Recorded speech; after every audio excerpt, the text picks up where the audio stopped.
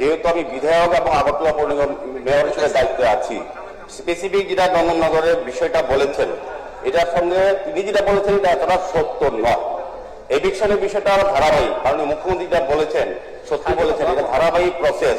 আর নন্দননগরের বিষয়টা আমি ক্লিয়ার করি, যেহেতু এটা শহরের সঙ্গে সারা রাজ্যবাসীর সঙ্গে এটা যুক্ত বিষয়টা হচ্ছে নন্দননগরের বিষয়ে হাইকোর্টে একটা অবজারভেশন আছে। আমাদের কমিশনারকে ডেকে নিয়ে বলেছেন যেখান থেকে স্কুল কর্তৃপক্ষ এবং এলাকার অভিভাবকরা অভিযোগ করেছেন বাচ্চাদের নিয়ে আসা জানা রাস্তা পাড়ে মাংস কাটা হয়, দুর্ঘটনা ঘটে।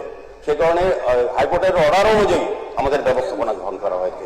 এটা একটা ধারাবাহিক বিষয় সারা আগরতলা শহরকে। আর নন্দননগরের বিষয়ে আমি কথা বলি, যখন বলি আপনি পরে বলবেন যদি আপনার থাকে।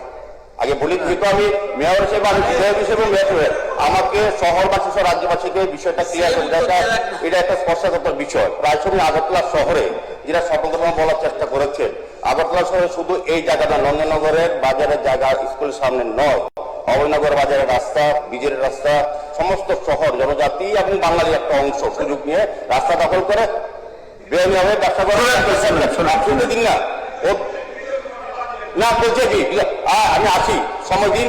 আমি সবটা যেটা বলছেন স্বপ্না দিদিমণি, এটা সত্য না। আমি বিকাশবাবু, মাননীয় মন্ত্রী বিশ্বজিৎ দেববর্মা, মাননীয় বিধায়ক রঞ্জিত দেববর্মা, তারা সহ আমি অভয়নগর বাজারে মিটিং করেছি, সবার সঙ্গে কথা বলেছি। নোটিশে কথা বলা হয়, মাইকিং করা হয়, বলা হয় প্রতিবারই প্রতিটি বিষয়ে যতটি বেআইনিভাবে বিভিন্ন ব্রিজে, বিভিন্ন রাস্তায় জনজাতি এবং বাঙালি অংশে একটা মানুষও মিলে ব্যবসা করার চেষ্টা করছে। স্বাভাবিক মানুষের যে জীবনযাত্রা বা যানবাহনের যে ধারাবাহিক গতি রোধ করার চেষ্টা করছে। সেক্ষেত্রে মহামান্য সুপ্রিম কোর্টের একটা অর্ডার বেরিয়েছে এই বছরই, যে ফুটপাথবাসীদের ফুটপাথ এবং পথচারীদের যে রাস্তা সেটা তাদের ব্যবহার করতে দিতে হবে। এটা বাধ্য, এটা পৌর নিগম করতে বাধ্য, সরকার করতে বাধ্য। সেই বিষয়ে তবে আমরা দায়ের জন্য কোনো কাজ করি না। এই ব্যাড প্র্যাকটিস সিপিএম এর আমলে ছিল, তারা রাজনীতি করার জন্য রাস্তাগুলো বসিয়ে মিছিল করাতো। আমাদের সদস্যরা করে স্বাভাবিক মানুষের যাতে সুন্দরভাবে স্বাচ্ছন্দ্যে চলাচল করতে পারে সেই ব্যবস্থা কিন্তু সরকার করছে। কাজে আমি বলবো যে এটাতে রাজনীতি না করে শহরের মানুষ যাতে স্বাচ্ছন্দ্যে শহরকে ব্যবহার করতে পারে এবং যার যার যে বিষয়টা তার অধিকার যাতে মানুষ ফিরিয়ে পায়। ফুটপাথ দিয়ে যারা ব্যবহার করবে আর সারা বছর করে তিনি সারা আপনাদের পাশে আপনাদের আমরা আর কত আপনার পাশে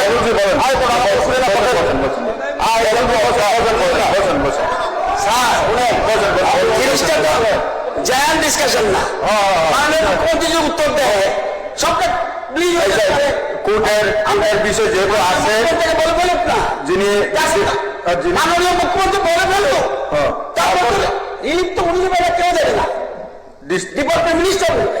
যিনি তারপরে যদি কিছু তাকে ব্যস্ত করবে বলবে না, যিনি স্বপ্ন যেটা বলেছেন যে উঠিয়ে দেওয়া আছে, নোটিশ দেওয়া আছে না, মাইকিং করা হচ্ছে না, মাইকিং করা হয় প্রতিটি ক্ষেত্রেই। আমরা মাইকিং করা হয়, বলা হয় আমাদের অফিসের থেকে সমস্ত গিয়ে সিস্টেমে আমাদের যে লোকাল কর্পোরেট আছে তারা জনপ্রতিনিধিরা কথা বলেন। এটা আমি নিজে এভিকশনে যুক্ত থাকি। কোনো মেয়র, ওনাদের আমলে মেয়র ছিল, মানুষ দান করার কোন মেয়রকে ছিল, কাজই করেননি। আমি নিজে ডিএসএনে যাই, রাস্তা পরিষ্কার করি, আমাদের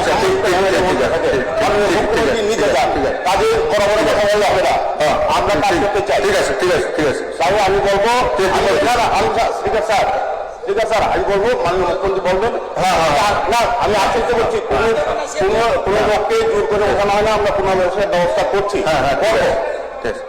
এবং কোর্টের যে কাগজগুলি ওই প্রশ্নকর্তাকে অর্থাৎ যিনি দিশা হোসেন নোটিশ এনেছেন ওনাকে দিয়ে দেবেন পরবর্তীতে। Honourable CM sir